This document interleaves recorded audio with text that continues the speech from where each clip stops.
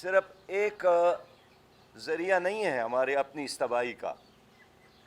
اب دیکھیے ہمارے جو ٹرانسپورٹ ہے، بے ہنگم ٹرانسپورٹ، ان سے جو دھواں نکلتا ہے آبادیوں کے اندر، آپ نے دیکھا ہوگا کہ یہ جو بٹے ہیں ان کا کاروبار ہو رہا ہے، یعنی وہاں میلوں میلوں آپ سفر کریں تو آسمان آپ کو نظر نہیں آئے گا ان کے دھوئیں کی وجہ سے۔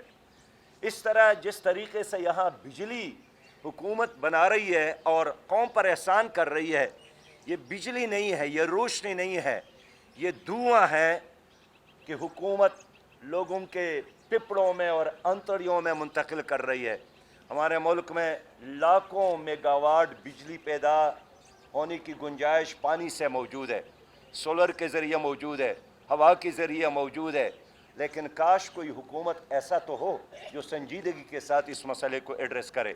انہوں نے آنکھیں بند کر کے 1994 میں IPPs کے معاہدے کیے ہیں، اس کا بوجھ بھی ہمارے اوپر، لوڈ شیڈنگ بھی ختم نہیں ہوا، صنعتیں بھی تباہ ہو گئی اور انوائرمنٹ بھی۔ کون ٹھیک کر سکتا ہے اس پاکستان کو؟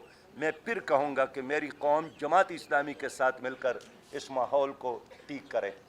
تو یہ پہلی بار آپ نے نہیں دیکھا ہوگا، یہ تو عرصے سے یہی کچھ ہو رہا ہے۔ آپ دیکھتے نہیں ہیں پارٹی لیڈر کو، اس کا بانجا بھی قومی اسمبلی میں، اس کا بھتیجا بھی قومی اسمبلی میں، بھتیجے بھی، سارا خاندان بھی۔